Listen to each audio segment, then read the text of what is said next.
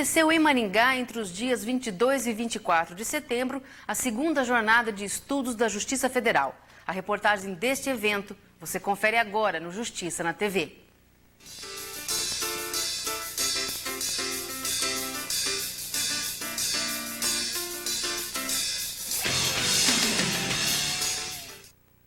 A segunda jornada, mais uma vez, foi realizada no Teatro Marista. Como no ano passado, as inscrições se esgotaram logo e o público lotou os 1000 lugares do teatro. Diante da enorme procura, as palestras puderam ser acompanhadas por teleconferências no Anfiteatro do Sesumar, Centro Universitário de Maringá. Durante a jornada, foram lançados 5 livros.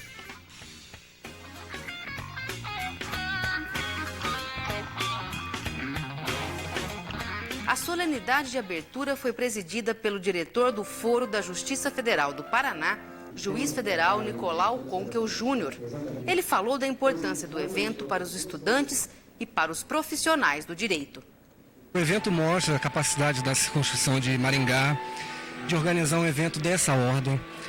O evento traz diversos nomes e nomes de peso do direito, e isso só facilita o acesso das pessoas com a Justiça Federal. Esse encontro da Justiça Federal com a população é muito importante. Ficamos durante muito tempo sem esse contato e é importante que não só os estudantes conheçam a Justiça Federal e de uma forma indireta através da jornada passam a conhecer, como também nós juízes temos contato com a comunidade. O desembargador federal Wilson Darós, corregedor-geral do Tribunal Regional Federal da 4ª Região, que compreende os 3 estados do Sul, representou a presidência do tribunal. Para o desembargador Darós, eventos como esse são importantes para aproximar a Justiça Federal do cidadão.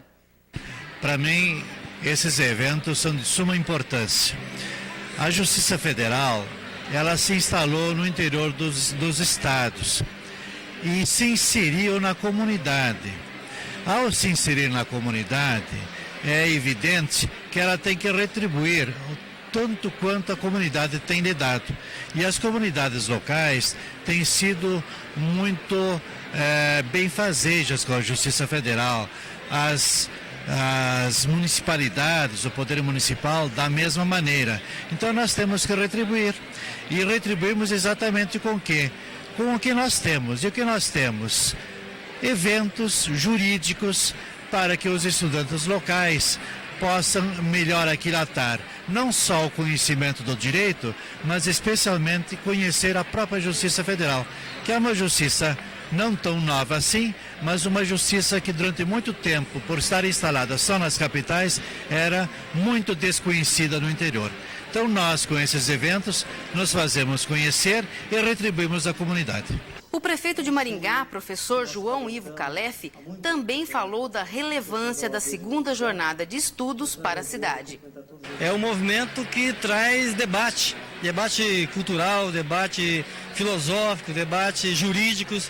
Então é muito importante que Maringá vira uma referência. Eu como professor, a gente tem um orgulho muito grande e agora como prefeito uma honra muito grande de receber esses eventos. E a OAB, os nossos advogados aqui de Maringá, os juízes, os promotores, têm prestado um grande serviço para Maringá, entre outras coisas com esses eventos. Porque isso atrai para Maringá pessoas intelectuais, estudiosos da área jurídica e de outras áreas, e acaba fazendo com que a nossa cidade se destaque no cenário nacional e internacional. Então é muito importante e tem todo o apoio da prefeitura, dentro daquilo que é possível, tem todo o apoio nosso. O primeiro palestrante foi o juiz federal de Ponta Grossa, José Antônio Savares. Seu tema foi pedágio, aspectos polêmicos. O Dr. Savares gravou uma entrevista em nossos estúdios sobre o tema pedágio, a qual apresentaremos em um dos nossos próximos programas. Antes da palestra, ele comentou o evento. Eu vejo Maringá reafirmando a sua condição de um polo de estudo científico do direito. E mais do que isso, de promoção da cidadania. Quando a gente vê as faculdades superando a concorrência, superando as suas diferenças, institucionais e se congregando num evento, a participação da Justiça Federal, da Ordem dos Advogados, isso é uma repercussão em nível nacional, com renomes, com pessoas de renome nacional. e para tratar de temas práticos, de temas que os estudantes, seja do primeiro ano como aqueles que estão se formando, vão ter acesso e vão ser um dia chamados a enfrentar. Então, o que eu posso dizer é que eu venho aqui como uma testemunha de uma conquista dos juízes e da OAB, dos juízes federais da OAB, e enfim da comunidade jurídica de Maringá. Eu acho que Maringá talvez ainda nem saiba, né, a proporção dessa conquista. O juiz federal do Rio de Janeiro, Reis Fried, foi o segundo conferencista da primeira noite. Ele expôs o tema Direito e Efetividade Jurídica e explicou os efeitos práticos das modificações do novo Código Civil na efetividade jurídica. A ideia é que ele deveria trazer e estaria trazendo mais efetividade. Todavia, na prática, isso ocorreu apenas em parte. Ou seja, muitas outras modificações que não foram feitas e que devem ser feitas no futuro vão trazer realmente essa efetividade desejada. Mas, de qualquer maneira, essa efetividade não depende apenas das leis, ou seja, da modificação do Código, e sim de uma presença mais efetiva do Estado, em particular da parte judiciária do Estado, ou seja, do Estado juiz.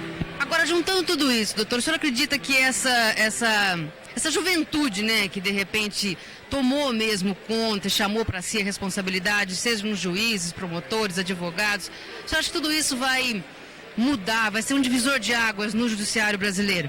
Não que eles tenham menos ou mais competência, mas essa vontade de mudança? É claro que é a nossa esperança, mas nós temos que fazer uma advertência em tom sublime que não adianta apenas a vontade. Nós temos que ter associado à vontade uma cultura jurídica. E eu acho que no jovem, de algum modo ou em certo grau, falta um conhecimento jurídico mais aprofundado. Então é claro que essa é a nossa grande esperança, mas nós só vamos ver isso realizados no futuro se realmente a cultura jurídica entranhar na mente dos jovens. E aí vem a importância de um evento dessa magnitude aqui nessa cidade, para florescer, para fazer nascer com mais ímpeto no jovem a necessidade e a ideia de estudar e de se aprofundar no direito, que é tão importante para todos nós. A segunda noite foi marcada pela presença de um dos mais importantes juristas do Brasil. Dr. Miguel Reale foi recebido calorosamente pela plateia.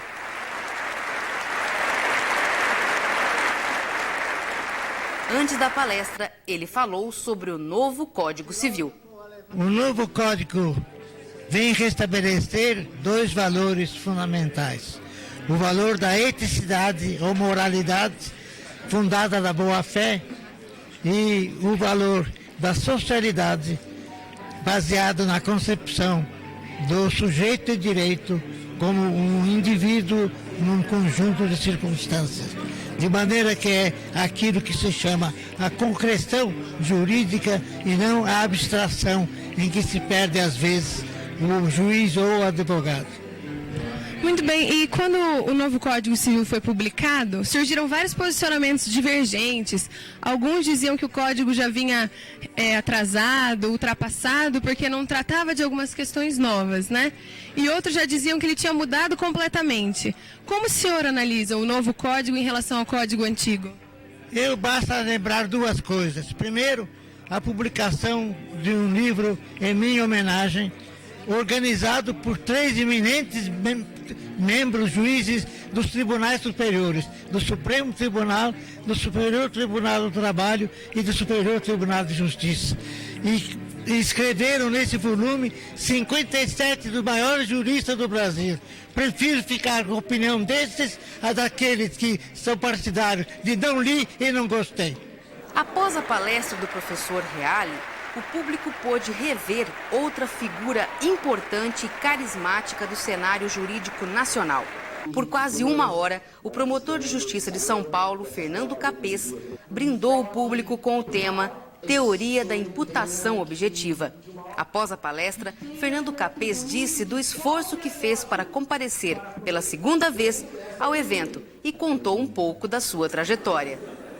A importância do compromisso está na pujança da comunidade jurídica do norte do Paraná, na capacidade e competência dos organizadores em realizar um evento que consiga comunicar os professores, os doutrinadores da sua área respectiva, com os alunos, com os estudantes, com os advogados, com as autoridades locais.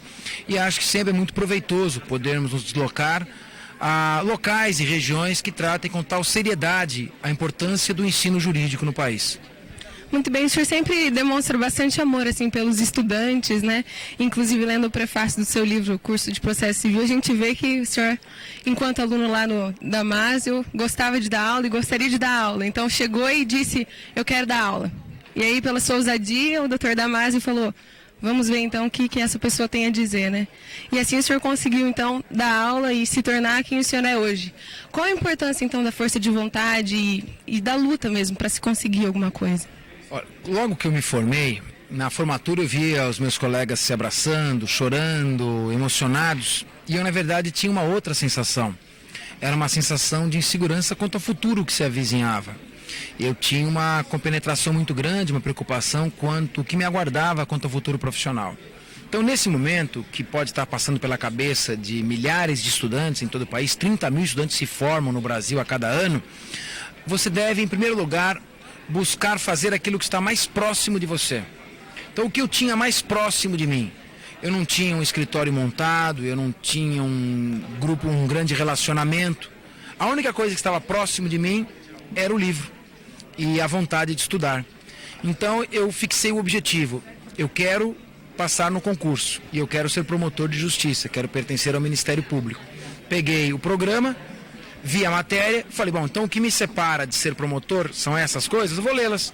Me pus a lê-la com método, com vontade, com determinação, mas sobretudo com estratégia. Sem estratégia não se faz nada. Ao cabo de 1 ano e 11 meses de estudo, eu atingi meu objetivo. Eu fui aprovado em primeiro lugar no concurso, tinha 5.000 candidatos, o que mostrava que ao aplicar um método com estratégia, com vontade, com determinação, o resultado acaba por vir. Quando eu passei por todo esse sacrifício, e realmente é um período que eu lembro com certo calafrio, tal foi o esforço, a renúncia entre trabalho e estudo, eram 16 horas por dia. Então, eu procurei passar às pessoas que fossem prestar concurso uma possibilidade, um caminho mais ameno para chegar à aprovação. Foi aí que eu procurei me dedicar a professor de cursos preparatórios. Em seguida, eu fui elaborando apostilas. Essas apostilas, com o tempo, se transformaram em livros. E na área de direito penal e de processo penal, então venho nos últimos 15 anos procurando contribuir para candidatos e para aqueles que estão aprimorando seus conhecimentos específicos em direito penal, processo penal. Os trabalhos do terceiro dia foram dirigidos pelo juiz federal Fernando Quadros da Silva. O magistrado, que iniciou sua carreira como juiz federal em Maringá, definiu com propriedade o evento. Já é um evento, podemos dizer, tradicional na Justiça Federal do Paraná, um evento que reúne os maiores expoentes do pensamento jurídico nacional e consegue demonstrar que advogados, juízes federais, juízes estaduais, juízes do trabalho, estudantes de direito têm muito a dar em termos de contribuição para as atividades jurídicas no Brasil. Como o senhor vê o fato de estar a própria Justiça Federal promovendo esse evento, que normalmente é promovido pelas faculdades de direito? Como o senhor vê esse fato? Na verdade, isso demonstra também a preocupação dos juízes federais com as discussões de importantes temas do direito. Na verdade, o juiz hoje tem um papel importante na comunidade e apesar das críticas, algumas injustas, algumas justas que nós vemos no cenário nacional, elas motivam os juízes a ocuparem um papel que eles têm na sociedade, um papel de discutir, de ir ao encontro da comunidade e também de dar a sua contribuição em termos de discussão acadêmica, de discussão científica do direito. O desembargador federal e ex-presidente do Tribunal Regional Federal da 4ª Região, Fábio Bittencourt da Rosa, foi o primeiro a fazer o uso da palavra no último dia das palestras. Seu tema foi a evolução da criminalidade. Dr. Fábio falou da importância do evento e ficou satisfeito ao saber que havia estudantes assistindo à segunda jornada através da videoconferência. Bem, a importância do evento se evidencia, em primeiro lugar, pelo comparecimento desse público, que é fantástico, nesse auditório. O que revela a avidez por ensino, né, por aprender o direito, e isso é importantíssimo. E a vinda de autores, juristas de outros cantos do país, especialmente nomes como Luiz Flávio Gomes, que hoje vai falar aqui, né? Miguel Reale, né? Que é um exemplo para todo o país, né? Revelam a importância desse evento, trazer conhecimentos para esses estudantes de direito que realmente revelam uma força de vontade muito grande, né? Estar presentes aqui em massa nesse auditório. Nós estamos numa fase em que é preciso se preparar. A vida está ficando muito difícil, né? A concorrência é muito grande e os estudantes, a juventude precisa se preparar. E a procura por conhecimento, seja lá de onde vier, e às vezes na presença de pessoas que às vezes por nome a gente conhece e nunca ouviu, isso é muito importante. Eu acho que todo mundo que está assistindo lá no telão deve prestar bem atenção. E tem uma vantagem lá no telão, possivelmente, até que dá para tomar uma cervejinha, que não tem aqui, né? A segunda apresentação da noite coube ao doutor em Direito Luiz Flávio Gomes e teve como assunto o novo Código Civil e os seus reflexos. Antes da sua exposição, o doutor Luiz Flávio respondeu ao Justiça na TV se os dispositivos penais previstos na parte especial do Código Penal poderiam ser aplicados aos crimes de internet. Já estão sendo, como por exemplo, o crime de danos. Este já é aplicado, o crime de estelionato também já é aplicado, porém, há algumas condutas praticadas nesse mundo da informatização que não estão tipificadas no nosso código, como por exemplo, violar uma senha, por exemplo. E aí é que há necessidade de nós atualizarmos nosso código para contemplar essas novas figuras que retratem um novo tipo de criminalidade que também precisa ser reprimido tanto quanto devemos reprimir criminalidade mais tradicional. Em relação a sigilo de correspondência, por exemplo, e e-mail, qual é o posicionamento do senhor? O senhor acredita que e-mail pode ser considerado correspondência? E-mail é um ato dos mais legítimos da nossa intimidade. Apesar de o e-mail passar por um provedor, a verdade é que nós expressamos hoje por meio de e-mails uma série de pensamentos nossos na nossa intimidade e que, portanto, devem estar protegidos rigorosamente, até porque todo o e-mail ele é transmitido por uma comunicação telefônica e nós hoje temos no Brasil uma lei que cuida disso e que pune com pena de 2 a 4 anos de reclusão quem intercepta uma mensagem nossa, ainda que transmitida por e-mail. Portanto, nossa vida íntima, nossa privacidade tem que estar protegida. Obviamente que tem limites, porém, enquanto não haja um justo motivo para que um terceiro entre na nossa conversa privada, ninguém pode fazer isso sob pena de cometer um delito. Em relação a essas modificações que o senhor julga serem necessárias no Código Penal, o senhor acredita que a criação de leis extravagantes de forma excessiva prejudica a coesão do direito penal? E o senhor acredita também que, criando-se um novo Código Penal, poderia se diminuir essa incidência de legislação extravagante? Sem sombra de dúvida, a quantidade de leis esparsas que temos no nosso país prejudica muito a boa aplicação da justiça criminal, tendo em conta que nem sequer os profissionais que lidam com o direito muitas vezes sabem que algumas condutas estão proibidas e estão, como por exemplo, servir bebidas alcoólicas para a tribo indígena, expor a bandeira nacional sem estar devidamente passada, como fabricar açúcar em casa. Todas são condutas criminosas que ninguém sabe que isso é delito. Por quê? Porque estão em leis especiais perdidas, que não são sequer ensinadas nas faculdades de direito. Portanto, isso não funciona. Se nós queremos que a população compreenda o que é o crime e que a partir dessa compreensão evite delinquir, nós devemos então colocar todos os delitos dentro do Código Penal, escrevê-los de modo claro e objetivo, compreensível pela população, pois do contrário, estamos fazendo legislação só para altos juristas, o que não é o caso. Só a elite que acaba, às vezes nem sequer a elite, acaba sabendo dos crimes que existem no nosso código. Por isso, devemos atender aqui 2 recomendações do grande jurista Ferraioli, que ele diz o seguinte: 2 garantias nós devemos, nesse momento, inserir no mundo jurídico. Uma, que todos os crimes estejam contemplados no Código, e a segunda garantia, que haja uma garantia de lei complementar, é dizer, só se poderia modificar o Código se houvesse lei complementar, porque aí nós exigiríamos um quórum qualificado e dificultaria essas mudanças contínuas e permanentes do nosso Código, que só atrapalha o bom funcionamento da justiça criminal. Encerrando com chave de ouro a segunda jornada, o juiz federal do Rio de Janeiro, William Douglas, entusiasmou o público e deu dicas aos estudantes de como se preparar para um concurso público, já que esse foi o tema da sua palestra. William Douglas disse ao Justiça na TV sobre o método que cada aluno deve ter para conseguir êxito em um concurso.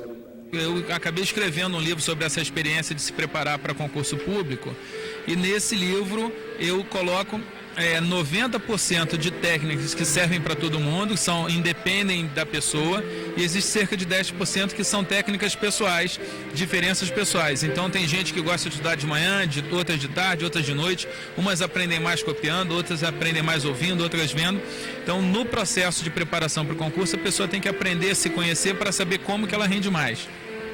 E uma outra coisa assim que costuma atrapalhar os jovens é a falta de disciplina, a falta de concentração e às vezes até de ter mesmo aquela disponibilidade de sentar e dispor daquele tempo. O que o senhor daria, que tipo de conselho o senhor daria a essas pessoas? Normalmente eu me refiro ao seguinte: ela vai trocar prazeres no momento por prazeres maiores daqui a pouco. Então, ninguém é perfeito, ninguém tem uma disciplina completa, mas para passar no concurso público, alguma disciplina, ela vai acabar trazendo resultado. Então, é uma troca que a pessoa faz. Ela vai estar buscando uma melhoria profissional, um espaço para trabalhar, um espaço para crescer, um espaço para servir, e isso aí compensa. Mas, por outro lado, ela não pode parar totalmente de ter lazer, parar de se cuidar, parar a atividade física, que o custo pessoal disso vai ser muito grande. Que conselhos o senhor daria para aquela pessoa que está hoje interessada em ingressar numa carreira pública? Eu falaria para ela ler o livro. Eu queria parabenizar a JUF, parabenizar a FEMPAR, parabenizar a TV Justiça que está aqui. Esse evento está sendo um evento extraordinário, mais de 1.300 pessoas. E o motivo é muito bom, é conseguir suprir a falta de livro para os estudantes. Então é um exemplo que está sendo dado aqui pelo Paraná, por Maringá, para a gente dar a solução para que os alunos tenham acesso a livros, mesmo que não tenham dinheiro para adquiri-los. É preciso que as bibliotecas das universidades, tanto públicas quanto particulares, tenham uma quantidade de livros adequada e atualizada. Então eu queria parabenizar esse evento e dizer que qualquer pessoa que tenha alguma dúvida sobre concurso, alguma questão, ela pode fazer contato com a editora, que a editora me repassa todos os e-mails, www.editoraimpetus.com.br.